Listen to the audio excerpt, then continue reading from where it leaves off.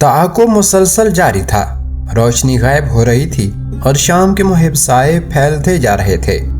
ان سایوں میں کوئی جان بچانے کی جدوجہد کر رہا تھا۔ تیموجن کو احساس تھا کہ ان کے گھوڑوں کی سکت کم ہو رہی ہے۔ اگر جلد ہی انہیں آرام اور خوراک نہ ملی تو وہ مزید نہ چل پائیں گے، لیکن تعاقب کرنے والے انہیں آرام کی مہلت دینے پر کسی طور پر تیار نہ تھے۔ آخر خطرہ سر پر آن پہنچا۔ اس افراتفری میں وہ اور کسار بچھڑ گئے۔ ہوا یوں کہ جب تعاقب کرنے والے دشمن سر پر پہنچ گئے تو کسار دائیں طرف نکل گیا اور جانے سے قبل تیموجن کو مڑنے کا کوئی اشارہ نہ دے سکا، جس کی وجہ سے تیموجن گھوڑا دوڑاتا سیدھا نکل گیا اور کسار مڑ گیا۔ تیموجن آگے بڑھا تو سامنے ایک پہاڑ پایا۔ اس کے پاس پیچھے مڑنے کا کوئی موقع نہ تھا، چنانچہ گھوڑی بھگاتا سیدھا پہاڑ پر چڑھ گیا۔ دشمن غافل نہ تھے، انہوں نے اسے پہاڑ پر چڑھتے دیکھ لیا تھا، چنانچہ پہاڑ کا محاصرہ کر لیا گیا۔ تیموجن پہاڑ کی چوٹی پر پہنچ کر رک گیا۔ اسے اور اس کی جانثار گھوڑی کو آرام تو میسر آ گیا تھا، لیکن توانائی کہاں سے آتی؟ جانور اور انسان دونوں کے پاس کھانے اور پینے کو کچھ نہ تھا۔ چند روز گزرے تو حالت غیر ہونا شروع ہو گئی۔ اب اس کے سوا کوئی چارہ نہ تھا کہ کوشش کر کے دشمنوں کا گھیرا توڑا جائے۔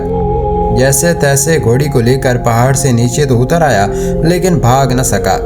دشمنوں کے تازہ دم گھوڑوں کے سامنے اس کی بھوکی پیاسی لاغر گھوڑی کی کچھ نہ چلی۔ جلد ہی وہ دشمنوں کے نرغے میں تھا۔ حکم کے مطابق اسے پائے زنجیر کر دیا گیا۔ درگاہ تائی کو اطلاع بھیج دی گئی کہ اس کا دشمن زندہ گرفتار کر لیا گیا ہے۔ اس کی خوشی کی کوئی انتہا نہ رہی۔ کام ہو جانے پر واپسی کا اعلان ہوا۔ تائی جوز شور مچاتے اور ڈھول پیٹتے واپس چل پڑے۔ سب سے بڑا مال غنیمت تیموجن کی شکل میں گھوڑے کی پیٹھ پر اوندا پڑا ہوا تھا۔ اسے ہاتھ اور گردن سے منسلک ہتھ کڑی پہنائی گئی۔ موت اس کا مقدر تھی۔ گھر بار لوٹ چکا تھا۔ ماں، بہن اور چھوٹے بھائی کی کوئی خیر و خبر نہ تھی۔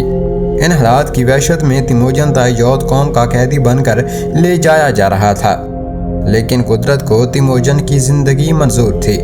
راستے میں جنگل اور ندی کے طلسماتی ماحول نے تھکے ماندے لشکر کو آرام کی ترغیب دی۔ تائی جوز قوم نے چارے اور پانی سے فائدہ اٹھانے کے لیے جنگل میں پڑاؤ ڈال دیا۔ قیدی تیموجن کو ایک خیمے میں ہتھ کڑی لگا کر بٹھا دیا گیا اور پیرے پر ایک محافظ تعینات کر دیا گیا۔ چند روز یوں ہی گزر گئے۔ وحشی روزانہ رات دن فتح کے شادیانے بجاتے اور رقص و سرور کی محفل سجاتے۔ ایک رات جب سب نشے میں بدمست ہو کر گھوڑے بیچ کر سوئے تو چنگیز کو اپنے خیمے میں غیر معمولی خاموشی کا احساس ہوا۔ اس احساس کے ساتھ خیمے سے باہر جھانکا تو اکلوتے محافظ کو بھی سوتے پایا۔ بجلی کی سی تیزی سے اس کے ذہن میں آزادی کا خیال آیا اور تیموجن نے ہتھ کڑی کو ہتھیار کے طور پر استعمال کیا اور محافظ کے سر پر دے مارا۔ وزنی ہتھ کڑی نے محافظ کی نیند کو بے ہوشی میں بدل دیا اور تیموجن کو خیمہ گاہ سے نکل کر باہر جانے کا موقع مل گیا۔ میدان گزر گیا تو سرکنڈے آئے۔ سرکنڈوں میں تھوڑی دیر ادھر ادھر محل وقوع کا جائزہ لے کر آگے بڑھا تو سامنے ندی کو پایا۔ اسی اثناء میں پیچھے کی جانب سے شور بلند ہوا۔ وہ سمجھ گیا کہ محافظ جاگ گیا ہے اور اس کے شور مچانے پر اس کا تعاقب شروع ہو گیا ہے۔ یکا یک دوڑتے قدموں کی آواز انتہائی نزدیک آ گئی۔ اب تیموجن کے پاس اس کے سوا کوئی چارہ نہ تھا کہ خود کو سرکنڈوں کے ساتھ ساتھ ندی میں گرا دے۔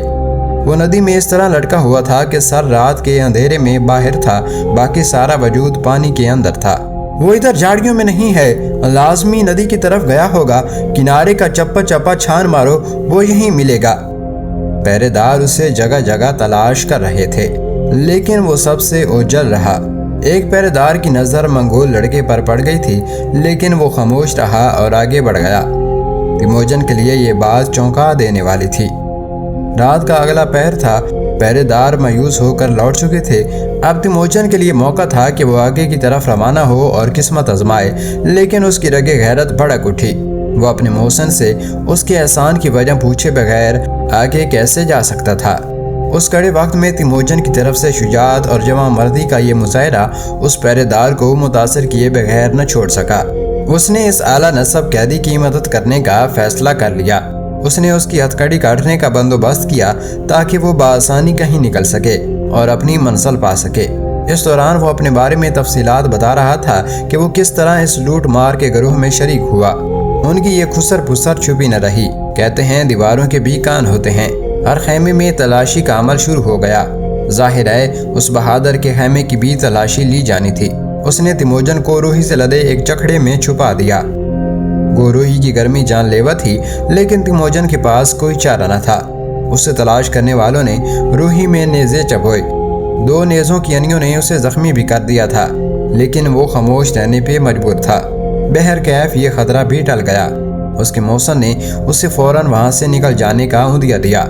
اسے ایک گھوڑا، ایک تیر کمان، تھوڑا کھانا اور دودھ دے کر روانہ کیا۔ یوں تیموجن بدقسمتی کے سائے کو چیرتا ہوا اپنی سرزمین کی طرف روانہ ہوا، لیکن وہاں خاک راکھ کے سوا کچھ نہ تھا۔ اس کے قبیلے کی بچی کچھ آبادی مختلف قبیلوں میں گوشہ عافیت تلاش کر چکی تھی۔ تیموجن کے سامنے اولین ترجیح اس کے خانوادے اور سرداری کے منصب کی بحالی تھی۔ جلد ہی اسے اپنی ماں اور بہن بے بسی کی تصویر بنے ایک دوست کے خیمے میں مل گئے۔ بچھڑے ایک دوسرے کو زندہ سلامت دے کر یوں ملے جیسے دوسرا جنم ہو۔ تیموجن نے بھائی کسار کی حالت کے بارے دریافت کیا تو معلوم ہوا کہ نہ کھانے کے لیے کچھ بچا ہے اور نہ پہننے کو۔ مچھلیوں اور گلہریوں کو پکڑ کر گزارا کر رہے ہیں۔ سواریوں کے لیے صرف 8 گھوڑوں کی قلیل تعداد ہے۔ اب تیموجن کے سامنے سوچوں کا ٹھاٹھے مارتا سمندر تھا اور وہ اس میں غرقاب نظر آتا تھا۔ وہ وقت کے الٹے بہتے دھارے میں اپنے لیے مقام تلاش کرنا چاہ رہا تھا، لیکن بے سر و سامانی آڑے آئی تھی۔ اس نے قبیلے کے بچے کچھ لوگوں سے رابطہ کیا اور حق سرداری استعمال کرتے ہوئے ایک گھوڑا، ایک بیل، ایک اونٹ اور ایک بھیڑ کا مطالبہ کیا، جو فوراً پورا کر دیا گیا۔ یہ دوڑ دھوپ وہ اپنے گھر کی ضروریات کو پورا کرنے کے لیے کر رہا تھا، وگرنہ خانہ بدوش زندگی میں جس قسم کی عددی طاقت کی ضرورت تھی وہ اس کے پاس نہ تھی۔ وہ کمزور تھا لیکن شکست خوردہ نہ تھا۔ اس کے حوصلے بلند تھے اور حالات سے بھڑ جانے والا تھا۔ ان مشکل حالات میں اس کا ذہن ہر سو دوڑ رہا تھا۔